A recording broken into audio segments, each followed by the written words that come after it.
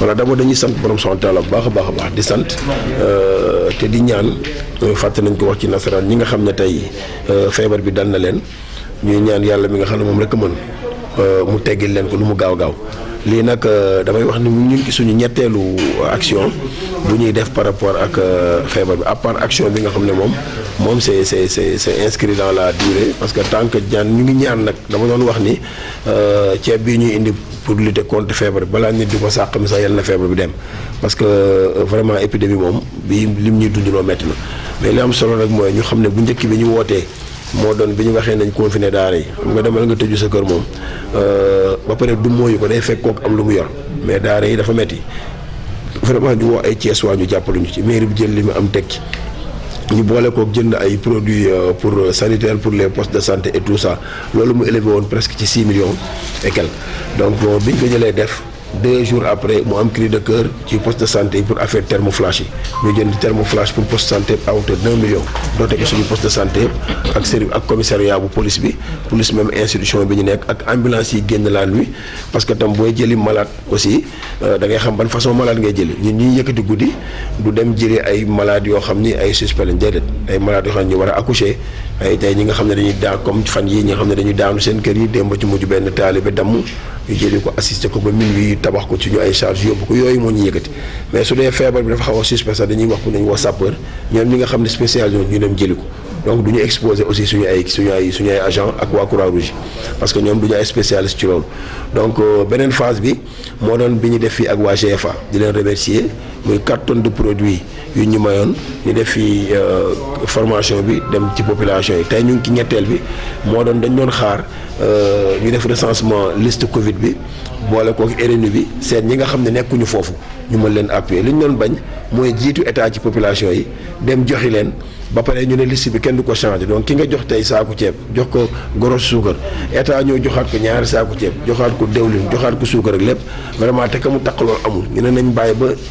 RNU bi génn ñu xaar ba Covid bi liste Covid bi génn bu génnee nag ñu seet ñi nga xam ne bokkuñu ci loolu ñu jéem caa def la ñu mën looloo indi retard bi xaw a kii tey toutes les listes sont disponibles ñu ngi enlever seen ay bons tey ñun ñu mobiliser lu toll ci fukki millions ak ñaar ñu 12 millions pour jéem a seet nu ñuy def lépp produit mais bi ñu ko defee it dafa am ay couches yoo xam ne mënuñu leen fàtte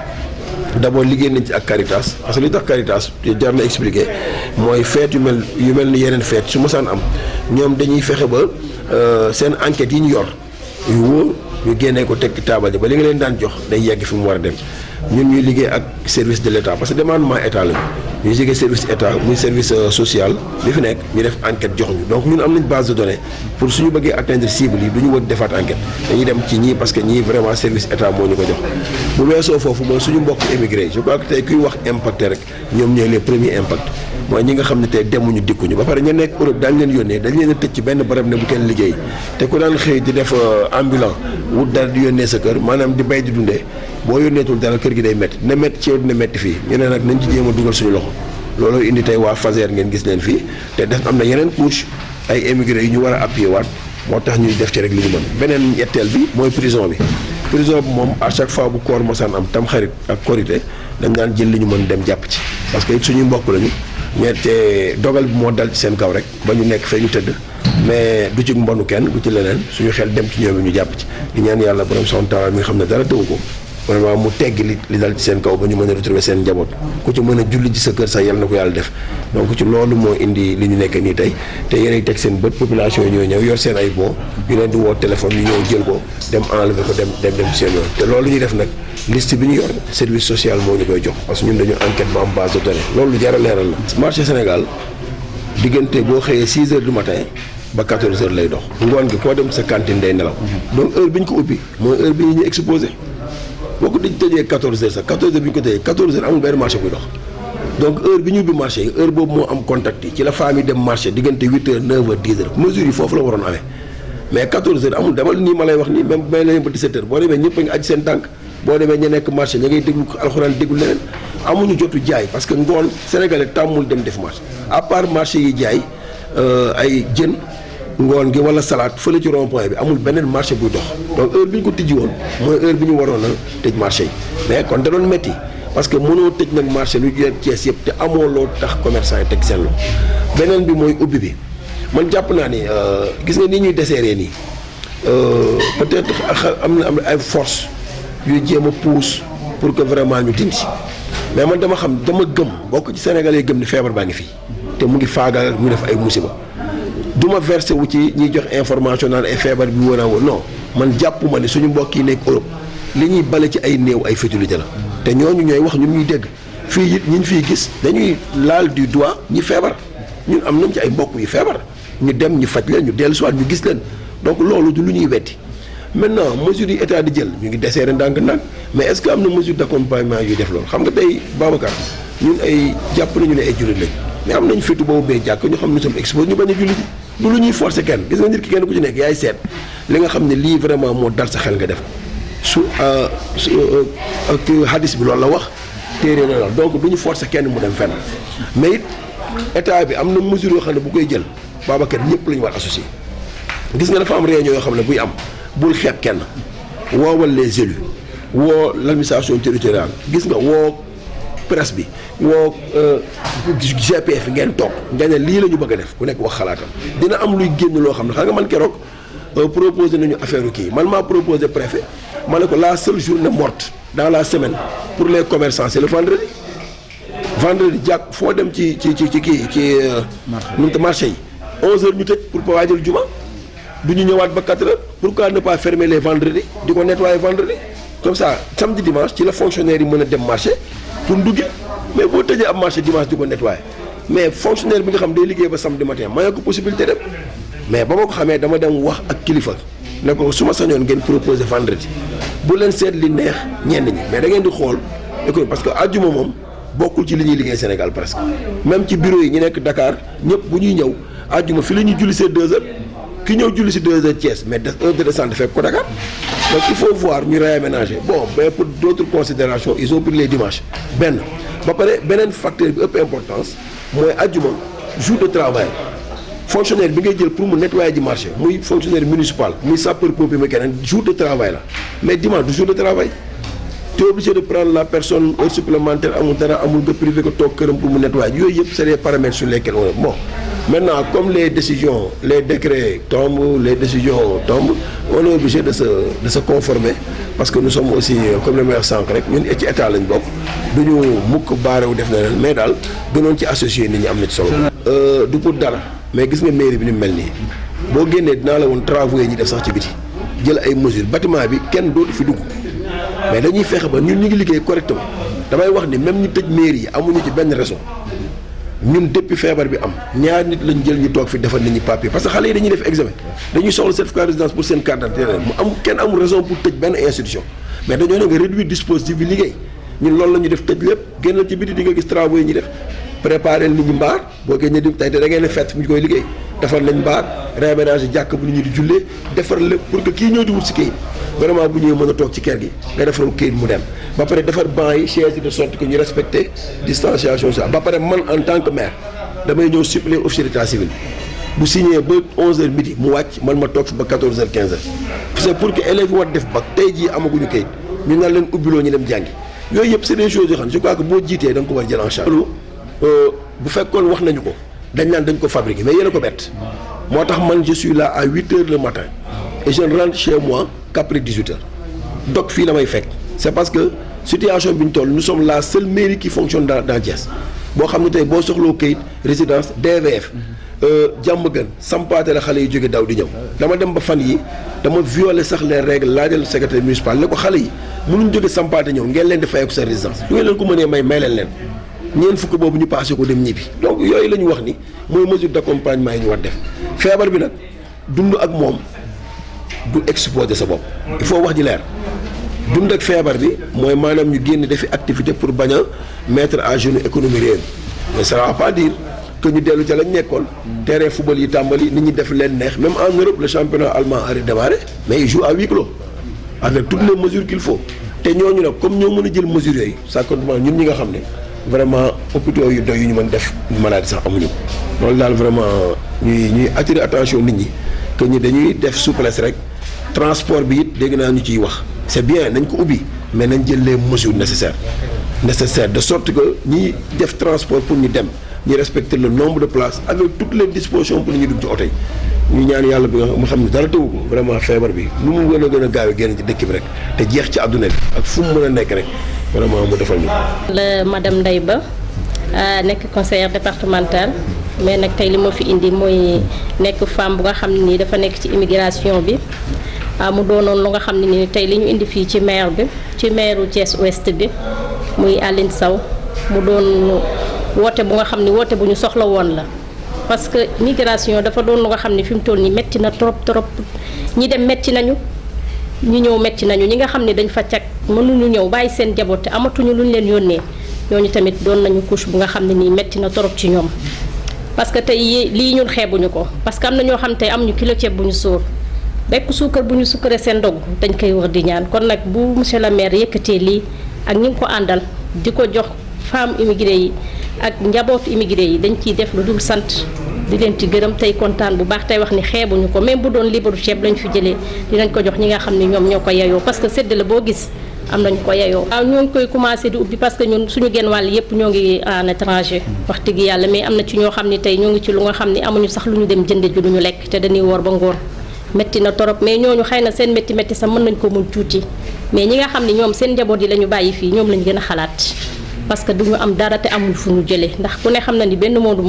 daf doon dimbal lu mat fanweeri nit wala ñeent fukki nit kon nag bu ñu demee ba moodu boobu amatul lu mu indi day metti faatu yi tamit comme niñ koy waxee mënatuñu dem mënatuñu ñëw metti na trop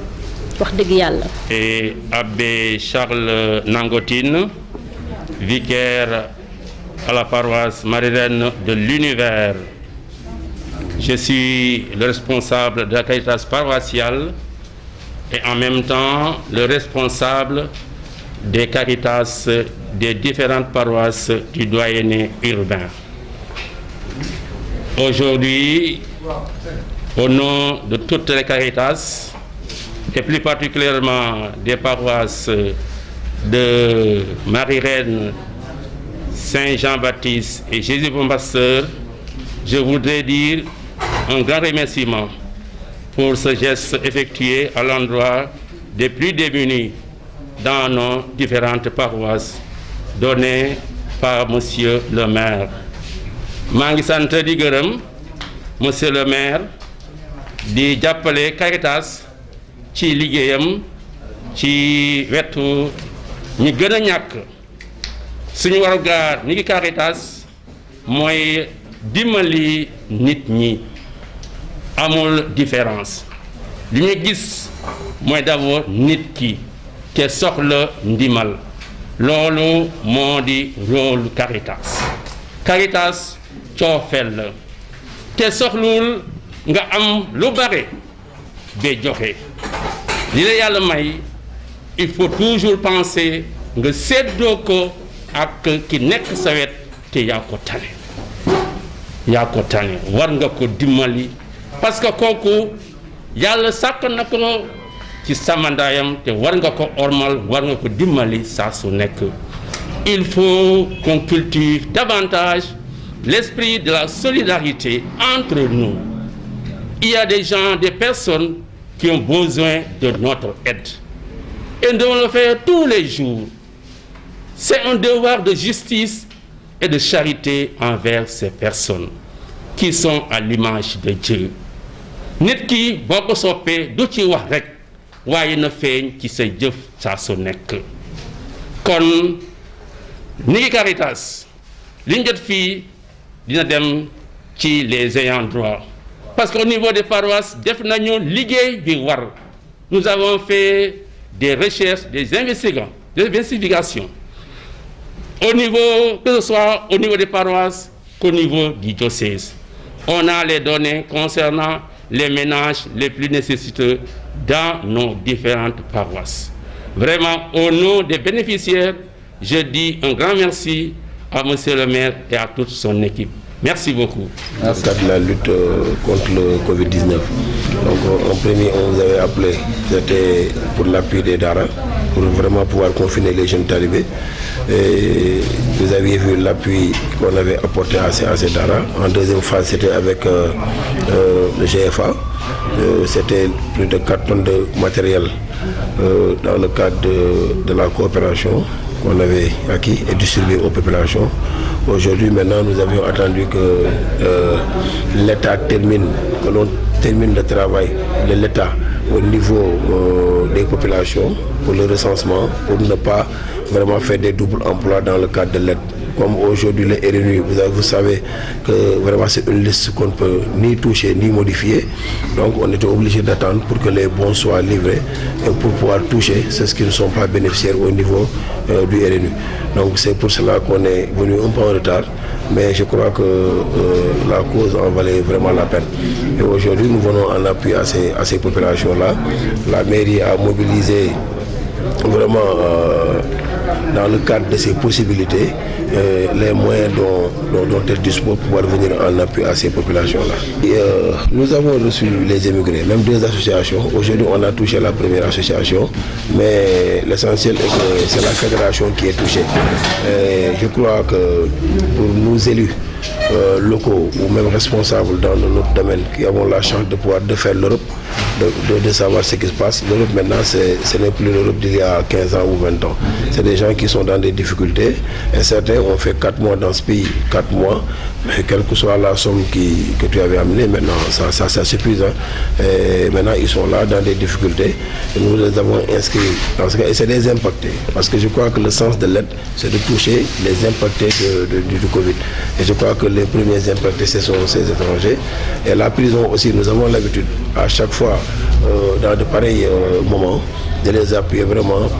pour leur montrer que nous pensons aussi à nos frères qui sont incarcérés dans la prison de Thiès. Et vraiment nous prions aussi à chaque fois que l'occasion se présente pour que vraiment